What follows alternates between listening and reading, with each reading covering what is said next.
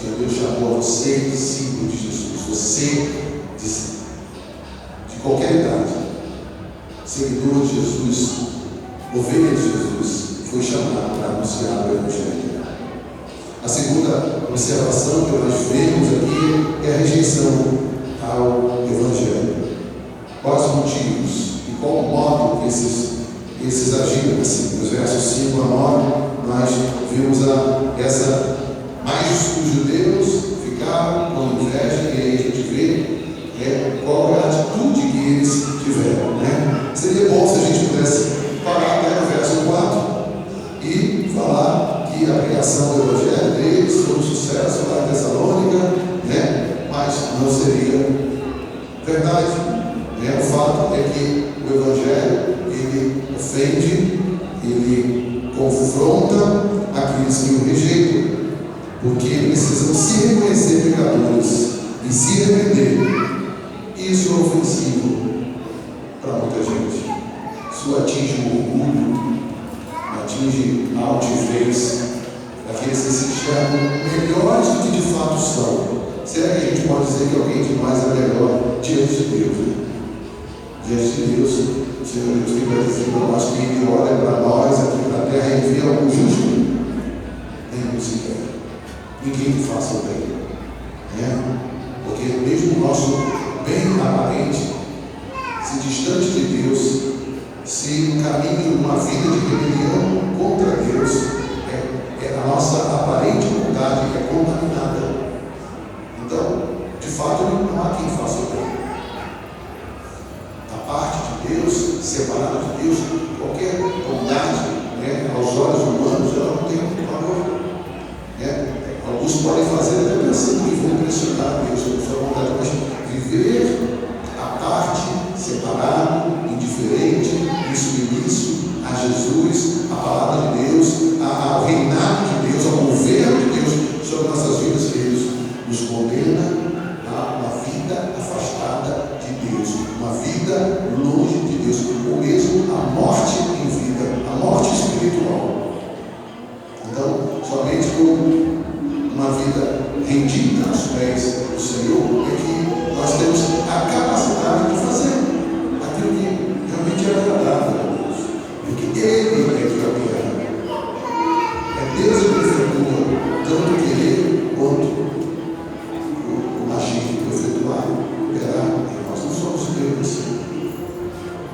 Tudo que eu e você podemos fazer de Deus, de bom, antes vem do próprio Deus. É Ele quem dá. Até quando nós estamos longe de Deus, o que nós temos de vida, de capacidade de trabalhar, de respirar, de estudar, é Deus quem dá. A graça comum. Nós é que não identificamos, não reconhecemos, não nos dobramos em gratidão a essa ação, essa bondade e amor de Deus. Mas Ele concede a todos a capacidade que alguém tem de fazer, de realizar, de trabalhar. É Deus que dá. Irmãos, tem duas qualificações adjetivos que levam à rejeição e oposição dos judeus contra os nossos irmãos aqui, pregadores do Evangelho, não somente contra eles, mas contra o próprio Evangelho. Verso 5 vai falar que judeus movidos de inveja, desobedientes, invejosos. Eles eram desobedientes às verdades do Evangelho, da Bíblia, e ficaram com inveja ao verem uma multidão respondendo com fé à mensagem de Cristo, ao Evangelho de Cristo. Inveja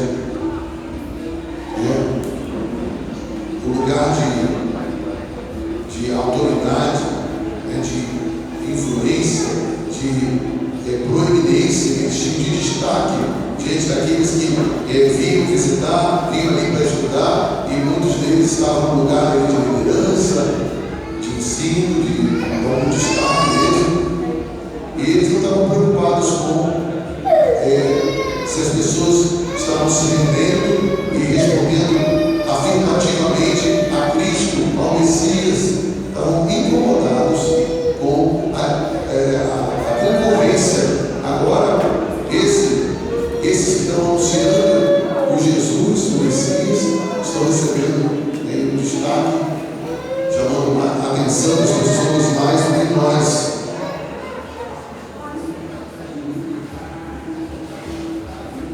Então, o que eles fazem?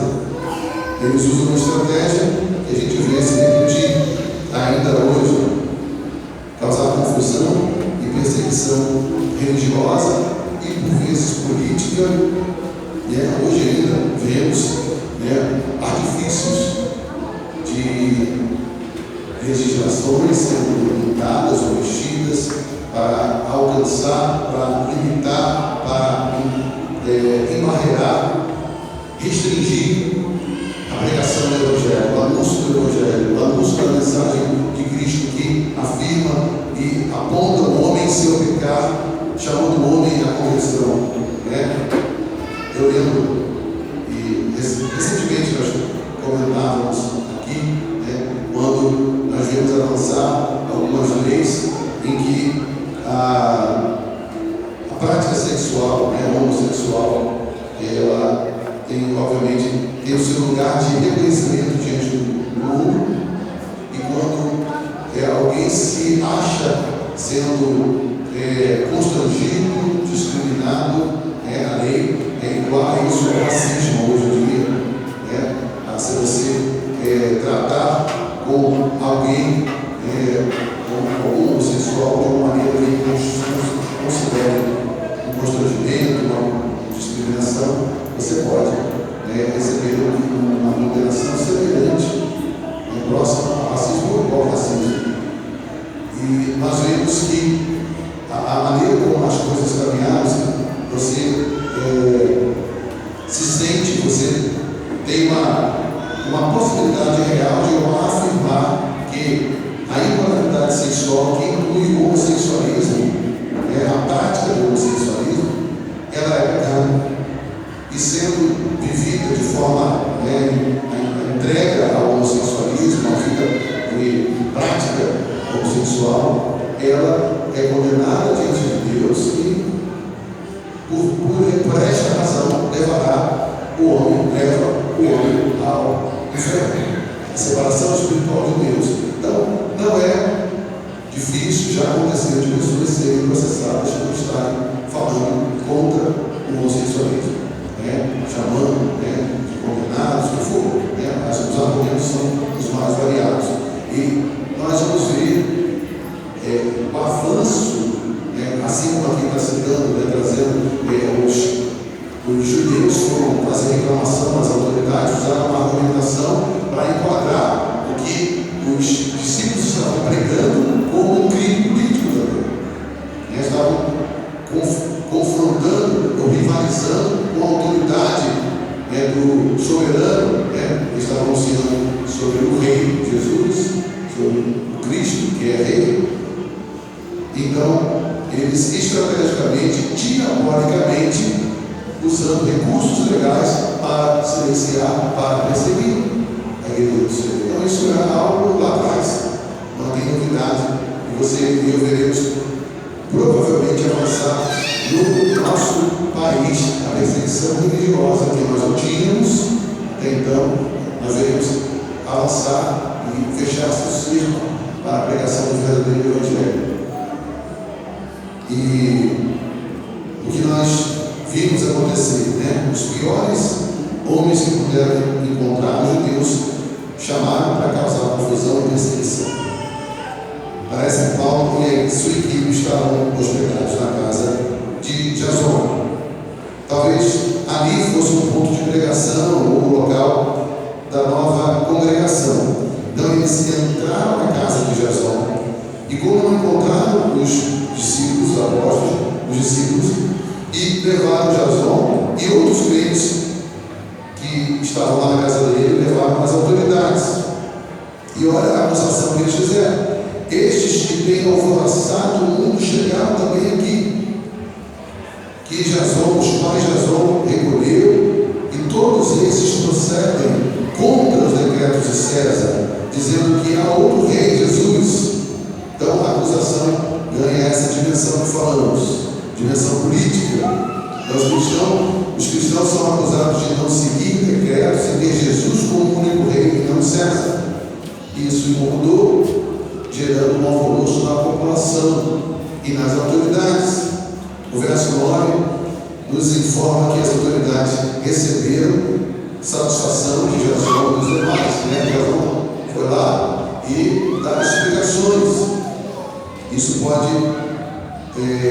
a versão que vai dizer satisfação, e a outra forma de traduzir é explicação mesmo, né? Mas alguns podem compreender e traduzir como pagamento de fiança ou multa, né?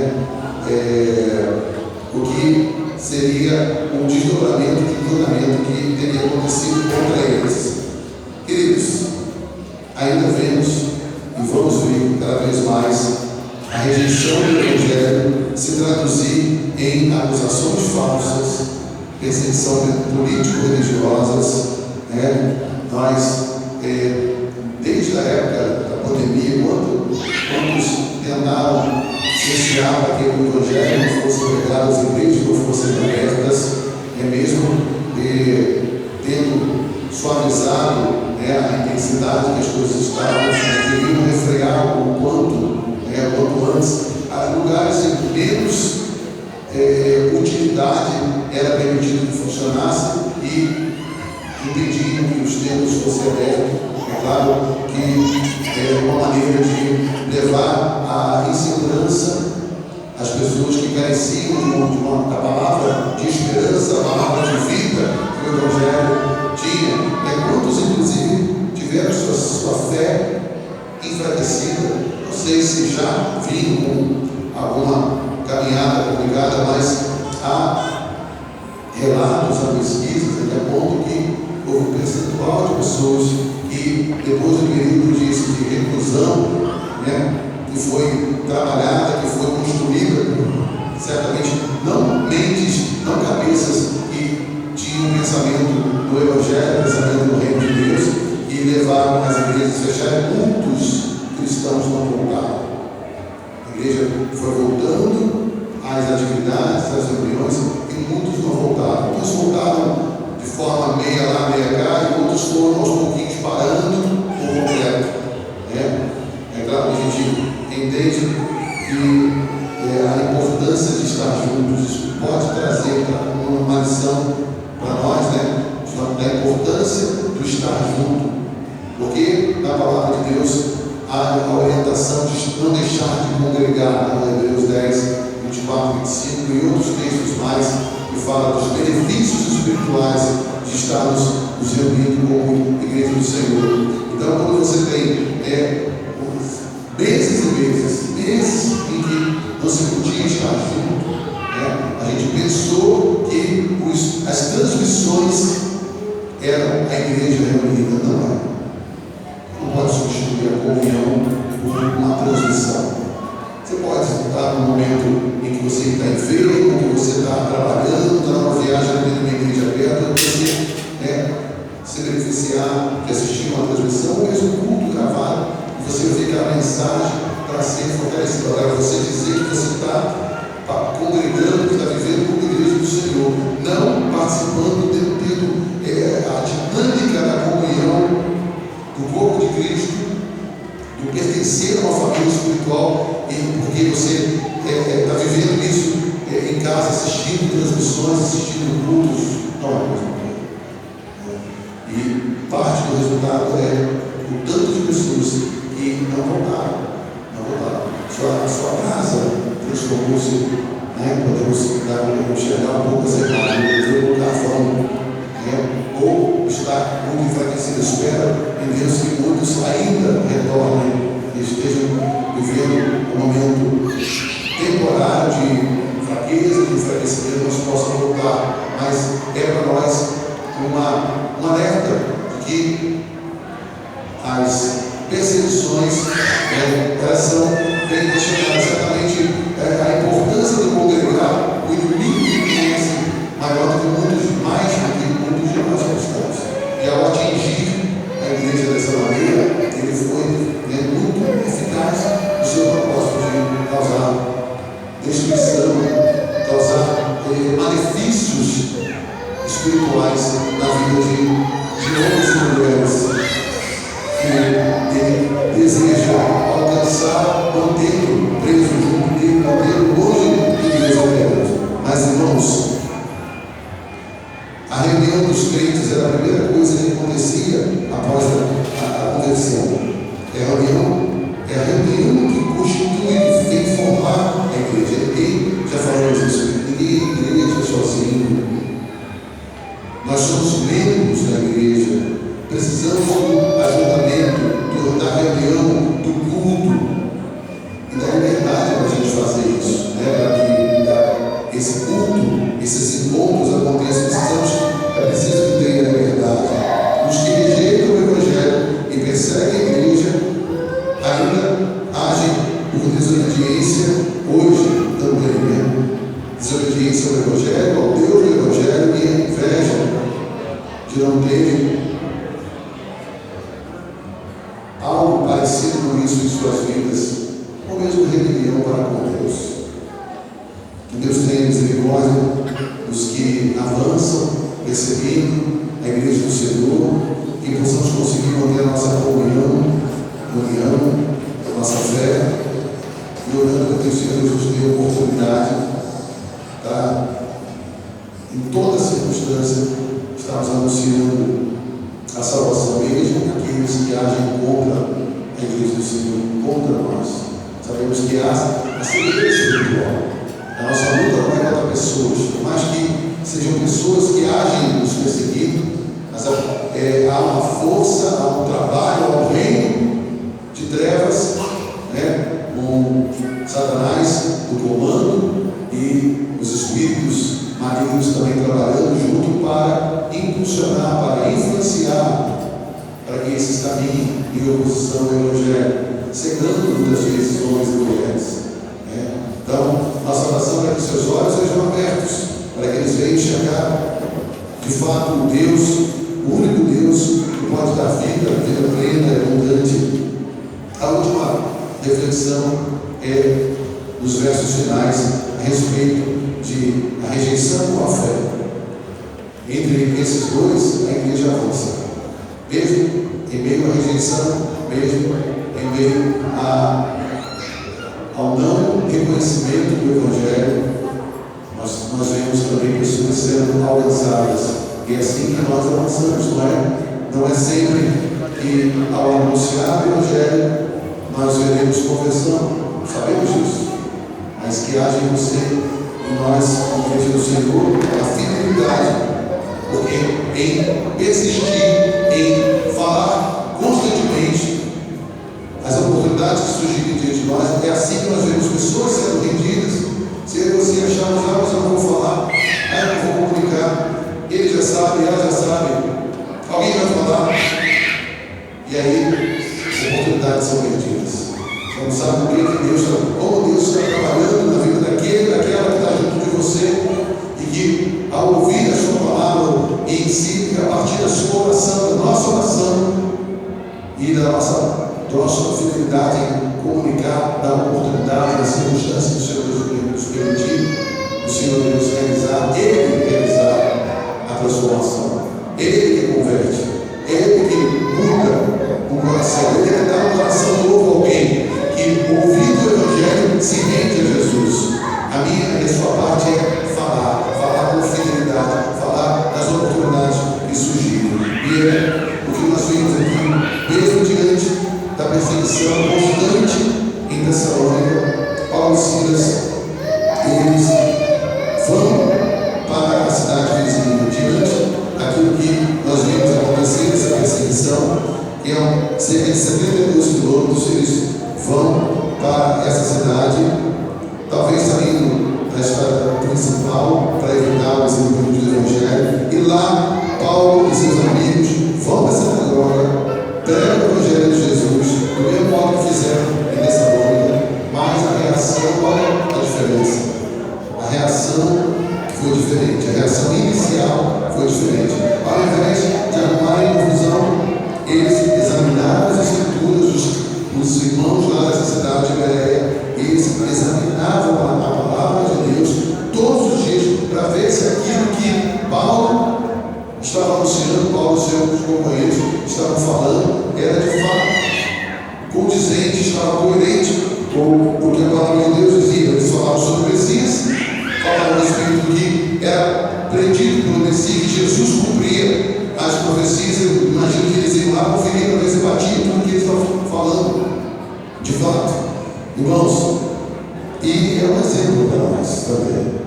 Quanta heresia, quanto engano, quanta falsa doutrina seria abandonada nas igrejas se o povo examinasse as Escrituras e confrontasse aquilo que tem sido falado ou o que a palavra de Deus de fato diz. O resultado não podia ser outro na vida desses irmãos, ouvindo a palavra de Deus pregada e conferindo na Bíblia o que dizia tal palavra, a fé nasceu no coração desses queridos. E se repetiu o que havia acontecido em Tessalônica. Então, judeus se converteram, homens gentios tementes a Deus também, e mulheres de alta posição, entregando-se a Jesus. Porém, invejosos e desobedientes a Cristo, de Tessalônica, da cidade onde eles saíram, descobrindo onde eles tinham ido para pregar o Evangelho, foram atrás deles e tumultuaram a igreja que estava nascendo.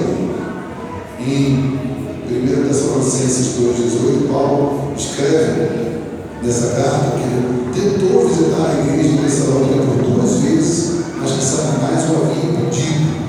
Então, pelo contexto, parece que ele estava se referindo a essa perseguição que os judeus fizeram contra ele, atrapalhando a pregação do Evangelho em algumas cidades. Em outros momentos, ele tentando voltar a esses irmãos. Ainda assim, o que a gente percebe ser destacado nessas 2 cidades é que, mesmo diante da rejeição, do ódio dos incrédulos, perseguição política e religiosa, a igreja continua a sua missão de evangelizar e crescendo para a glória de Deus. E chegou, por conta da fidelidade, da persistência dos nossos irmãos, mesmo diante do risco, mesmo diante de prisões, mesmo diante de ações, o Evangelho chegou até nós, porque homens e mulheres perseveraram na fidelidade à ordem, ao comando, à missão de proclamar o Evangelho. Que eu e você não recuemos, irmãos. Que eu e você não baixemos a bandeira do Evangelho, não levantemos a mão, anunciando, batendo e fora de tempo, falando do amor de Deus, falando da salvação de Cristo, a transformação que Cristo pode fazer, a libertação que Ele quer trazer e pode trazer. E eu e você, como igreja, persistamos nessa missão, nesse ministério, queridos. Eu e você possamos compreender como avançamos em tomar do reino das trevas aqueles que estão aprisionados ali em aguilhões para o reino do Filho amado de Deus, Jesus. Que com a perseverança em oração nós vejamos dobrar seus pés do Senhor. Pessoas, queridos nossos, familiares nossos, que estão hoje com suas visões tapadas, suas mentes desconhecidas, mas que pela sua oração, minha oração, nossa oração como igreja do Senhor, nosso amor demonstrado, nosso testemunho de vida fiel diante do Senhor, vejamos essas vidas dobradas diante do Senhor. Vamos nos colocar diante do Senhor agora, pedindo a Ele que nos capacite a viver assim, a nos doar para Ele e nos sujeitar ao seu Espírito e sermos perseverantes, tanto na intercessão, mas também na proclamação. Senhor Deus, diante de Ti nós queremos, ó Pai, pedir que venha nos dar, ó Pai, um coração cheio de amor e de compaixão, como nós vimos aqui o testemunho de nossos irmãos, que não importando a perseguição que encontravam, não importando as dores que por vezes vinham sobre eles, da violência contra eles, em que os inimigos do Evangelho agiam, eles avançavam com amor, fidelidade ao Senhor, amor aos perdidos, antes amor ao Senhor. Pai, dá, Senhor, que o nosso coração e nós como igreja sejamos, ó Deus, tomados, ó Deus, de compaixão por vidas, por parentes, por vizinhos nossos, por colegas de colégio, de faculdade, de trabalho, pessoas que estão próximas de nós e que estão aprisionados espiritualmente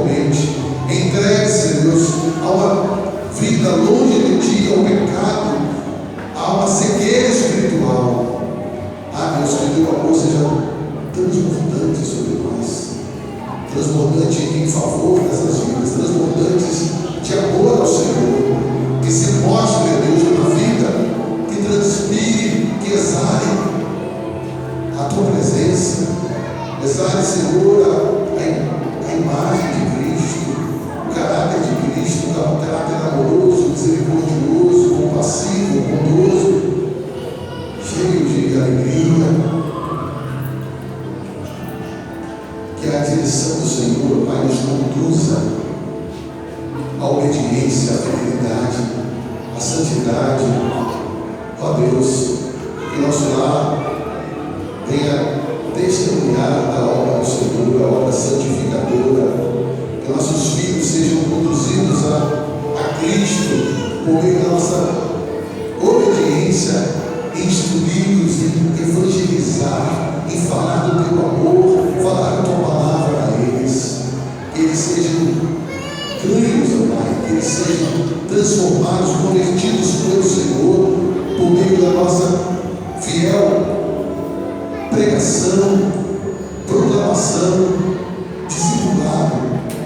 Nos capacita o teu povo, capacita a tua igreja, ajuda-nos, ensina-nos, ó Deus, na obediência ao teu querer, encaminharmos na ousadia, caminharmos, ó Deus,